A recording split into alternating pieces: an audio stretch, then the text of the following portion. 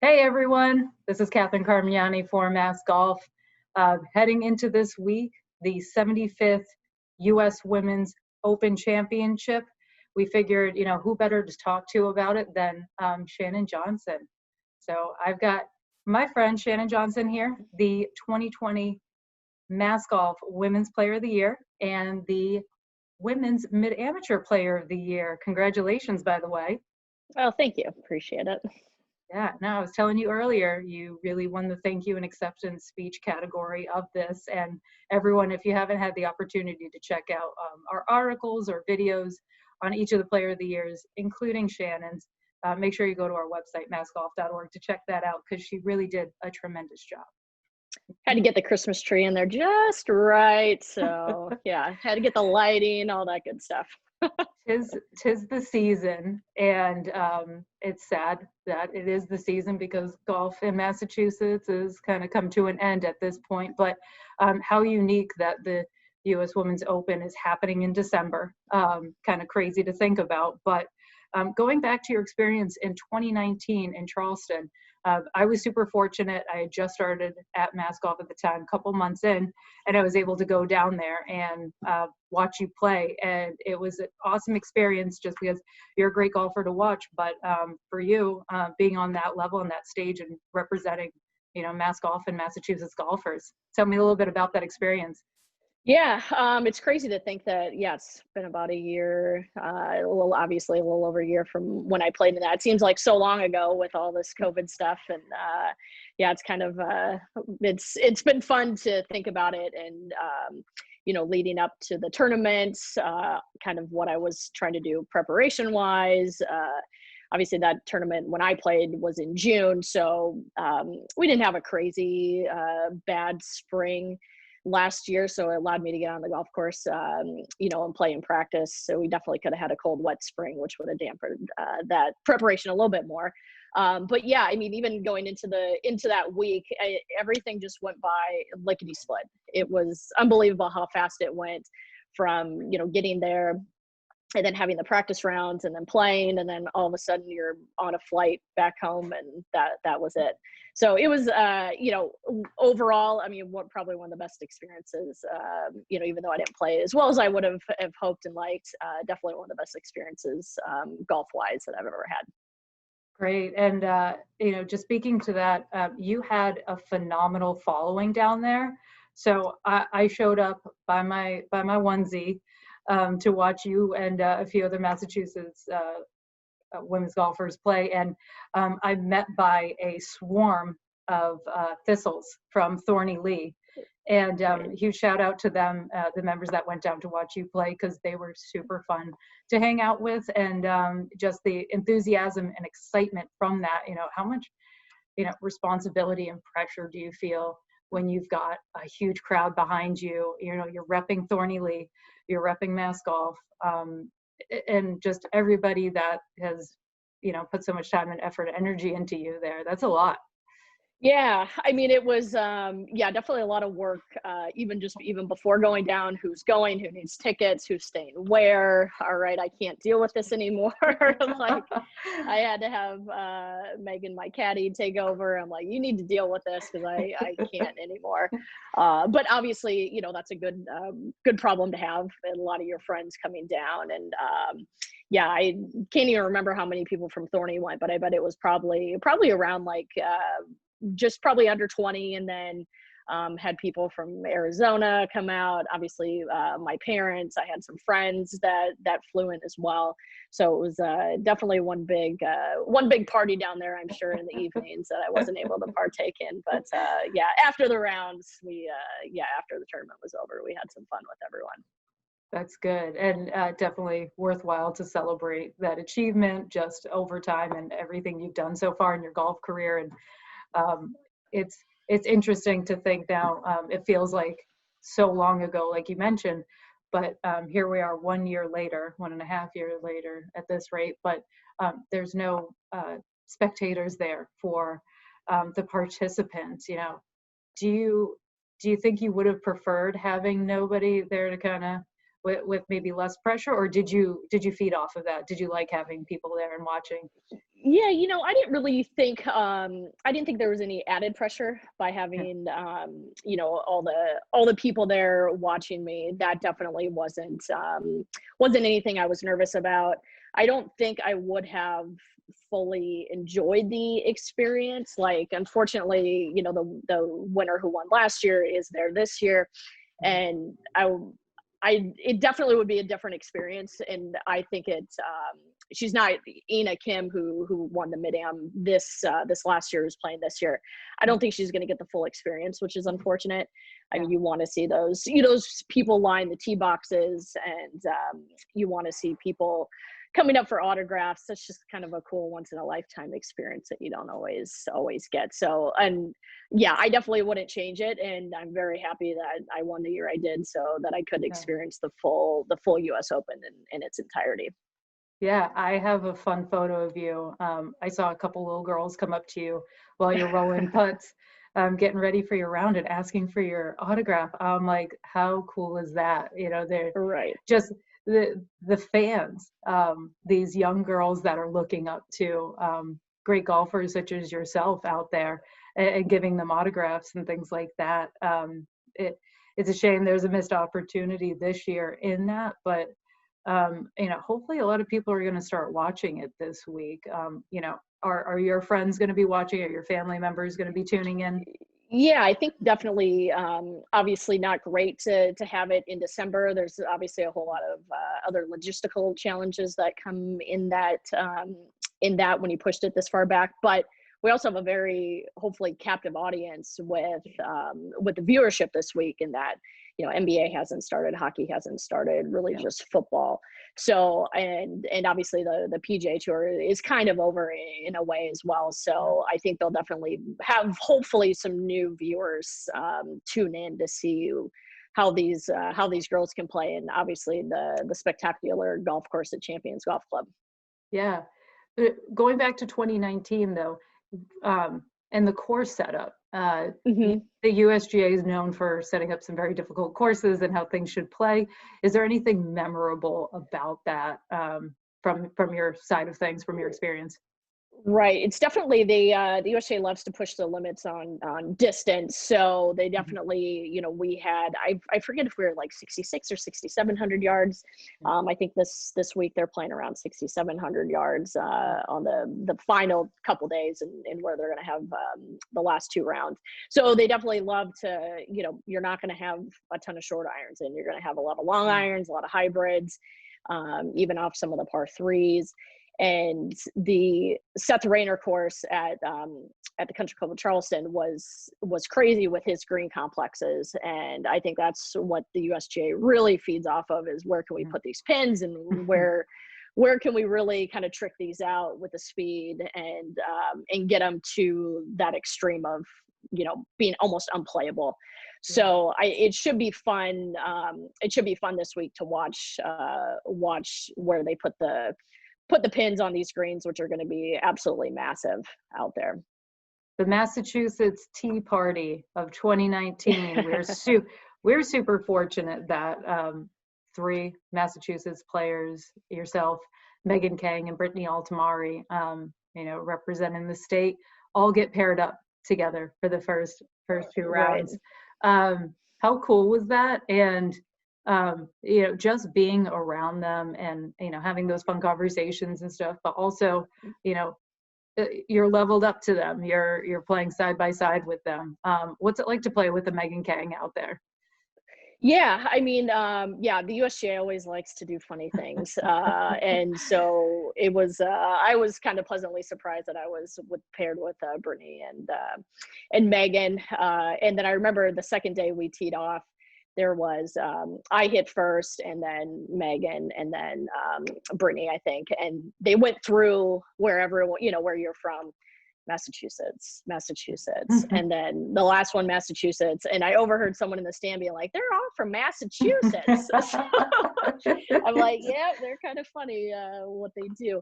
But yeah, it was a pleasure to play with both of them. And obviously being able to watch them then play in the Solheim Cup, what a cool experience. From that, kind of taking a step back. But obviously they both have tremendous games. And being able to kind of see where I stacked up in relation to them. Obviously their short games are kind of what take them to the next level out there. Any professional golfer, be it men's or women's, their short game is so good, and they have the time, they have all the resources available to make themselves that good. But being up close and getting to see practice rounds playing with LPGA players, and then to watch them, you know, they're making a couple more putts around, or they're just chipping it that much closer than myself would on average. So that's what really kind of separates their game. And I got to play with Megan a couple times during this quarantine kind of time period where they weren't playing. And we got to play Boston Golf Club, we kind of did a home and home, Boston Golf Club in Thorney. And so that was definitely fun to see it again up close, and you know, what she was trying to work on with her dad kind of during the downtime. And they were trying to get a little bit more distance into her swing. And she definitely was probably we were kind of pretty close at the US Open distance wise. Obviously, you know, she'd get me obviously a few more times than I would get her. But you know, she was probably on average at least 10 to 15 yards longer. Which is great. You know, you're going to be another club and a half shorter coming into some of these greens. So I think this week, and knowing how well she putts and chips, I think she's got a pretty good chance to maybe break through, and who knows, maybe get your first victory in a major. That would be huge. We'd be all so excited for her because of that. And she's definitely on my watch list. You posted a fun photo of you and Angela Stanford, a big win for her just this past week. Tell me a little bit about that connection you have. Yeah, so Angela Stanford, I played a practice round with her the Monday of the U.S. Open last year. And so we kind of got in touch through a mutual friend, Kendall Dye, who Kendall's really good friends with Angela. And after my US Mid-Am win in 18, Angela had reached out to me via text and said, congratulations. And, you know, that's super exciting. Very happy for you. And which was awesome. Obviously I got a lot of random texts, but that was probably the leader in the clubhouse as far as kind of a more celebrity figure. And she had just won the Evian, and so I knew she was going to be in the U.S. Open, and I just said, hey, you know, thank you so much. You know, I'll be in Charleston, love to play practice round with you, and that's kind of where it all led, and got to play with her on that Monday. So it's just as easy as kind of sending her a message and being like, hey, you want to play around? So. I guess. I think Kendall might have had to get into her ear a little bit more. So, but yeah, that Monday was a very hot day. And we ended up playing 18 days. Because that week, if you remember, it was over like 100 degrees heat index. It was so sticky down there. And I had the luxury of playing the course a few times leading up to even the tournament week. Oh, that's right. And was able to play with some great members down there that told me a lot about the golf course. And so I was trying to fill her in as well. And she kind of was looking at me like, really, you're going to give me all this like info? And I'm like, dude, like you're in a whole nother world. Like I'm here to compete. I know I'm probably not going to win, but if I can help you out in any way and make you a few more dollars, by all means.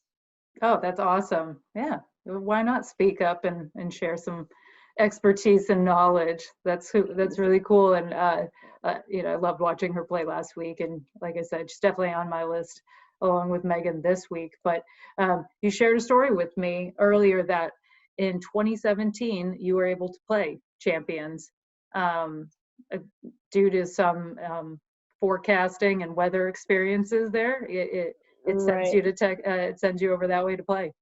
Yeah. So what happened in 2017? We were supposed to play the U.S. Women's Mid-Am in Florida, in Naples, And obviously with the hurricane that went through, it pretty much decimated the whole golf course, and they needed to find a backup plan if they were even going to have the event. So after a few weeks, Robin and Jackie Burke had reached out to the USGA and offered Champions Golf Club as a venue. So obviously everyone was scrambling then to get flights and make hotel arrangements and everything like that down to Houston. And then in the back of our minds, we're like, well, a hurricane went through Houston, and how is this course even going to be playable?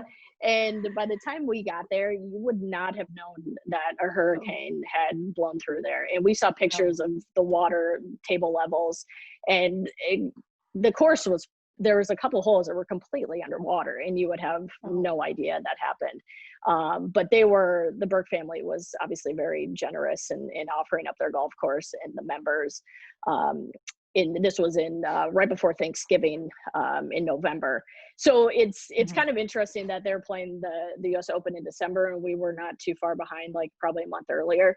So these competitors are going to wake up to cold temps.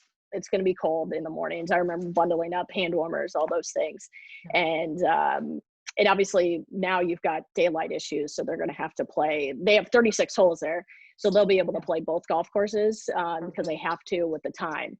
So, but then they'll move. They got the Cypress Creek and the Jackrabbit, and the Cypress Creek is what we played the tournament on, and that's where the final 2 days, Saturday and Sunday, will be.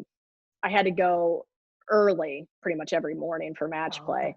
And by the time like your first few holes and you'd kind of get like into your back nine, it was amazing. You kind of had to recalculate distances because you're hitting the ball so much shorter in the morning with it being so cold. And then as the day progressed and it warmed up, into short sleeve weather, at that point you were firing all cylinders. Is there anything else about this course that's unique or that, the average viewer should watch for? Right. Yeah. So so shortly thereafter our 2017, when the U.S. Women's Mid-Am wrapped up, they did an entire greens and bunker renovation in 2018, and which it might be a little tougher on TV for people to see, but the green complexes are ginormous out there, especially, and I just know on the Cypress course, these things were so long. I mean, people were three putting like there's no tomorrow. And it was definitely interesting in that sometimes you were better off missing the green and having a chip than you would hitting the green and then having an unbelievably fast putt or a long putt that you weren't even going to be able to control the speed. So during this renovation of the greens, apparently they've even made the greens like 15 to 20% larger is what I heard, which I can't even fathom that, seeing how big those greens were anyway. But I think they wanted to take them a little bit more to what the original course layout was. And they had shrunk them a little bit over time. So hopefully on TV, people will be able to see just how ginormous these greens are. But the USGA is going to be able to put some of these pins in some crazy spots, which will be a lot of fun to see. So what you're saying is, a handicapper in the teens like me, I'm for putting these things, right? Like, yes, for putting, and if a little higher handicap, maybe 5. So yeah, they're going to be knowing probably the speed of greens that these are going to get to. There's going to be some interesting putting scenarios going on. Oh, that's cool. Is there anyone else that you're like, all right, I got to keep an eye on them this week? They've had a really good season so far, a bit breakout, or who are the AMs that we got to keep an eye on? There's definitely some good AMs in the field. That Ruffles, who won the USAM 2 years ago, and then was runner-up this year. A year ago, and then was runner-up. I think she could play very well. There's a girl, Olivia, I believe her name, from ASU. That's a really good player. One of my friends is on the bag for her, so I'll give her a little nod. And then, I think Danielle Kang has a good chance. I know she didn't tee it up last week, but she's been playing some really solid golf, and she's a pretty good putter. So her distance may hold her a little bit back because this golf course is gonna entail you to hit a lot of long irons, a lot of hybrids into the greens, and then you add in the just the sheer size of these greens as well. So these balls could run into a lot of different places. So you need to be a good putter at the same time. If someone can do both of those things very well, I think that's going to be your winner at the end of the week. It sounds like a really good golfer then.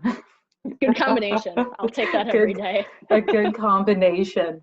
Oh man. All right. So we're all excited to watch the US Women's Open now that colder temperatures are here and stuff. I'd be remiss if I didn't ask you, what are you up to right now? What's going on golf-wise? So golf-wise is pretty much done. The snow on Saturday pretty much put a kibosh to that. Hopefully it warms up a little bit. I can get outside. But yeah, unfortunately with all the COVID stuff, it's going to restrict some golf travels down south, which I normally would do in January and February. So we'll see where everything is in like another month, and hopefully we can make some plans to go down there and get some swings in, because they should be having hopefully the US Women's Open qualifier in May, if they're still going to have it. So that's always something that's very hard to get ready for, given our usually cold and wet springs that we have. So, but we'll see what happens. Okay, fair enough. And any advice out there for everyone heading into a cold and dark winter? Is there a good workout routine you're trying to focus on? What's the health and wellness piece to your game? Anything, or is it relaxing and rehabbing? Right. Yeah. Rehabbing more of my mental wounds probably than anything. Oh, get out of here. Yeah, but I've been doing some Peloton stuff. I got the app.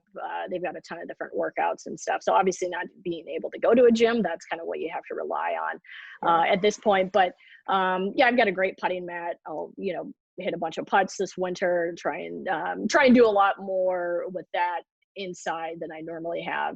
And then there's so many different simulators out there now. We just installed one at Thornton Lee, so cool. Hopefully we'll be able to get and hit, at least kind of keep it fresh, and then go see my coach Dan Boyer over at Core in Natick. So they've got the ability to open the garages and we can hit outside and actually see true ball flight. So as long as we can catch a halfway decent day, we won't freeze too bad. Okay, good. So golf's not gone. Golf's still there at the moment. Not totally gone. Yeah. Not as much as I'd like to, love to definitely play a couple times a week, but at this point it's not really an option. Yeah. Well, at least we can watch some good golf on TV in the short term to Absolutely. Round out the year, right? The last major of the year here. Hey, thanks so much for chatting and catching up here, and always love talking with you. And everyone out there, I hope that you watch the US Women's Open this week and into the weekend. Some great women worth watching, and we'll hopefully catch you all soon. So thanks so much, Shannon. Yeah, thanks for having me. Appreciate it.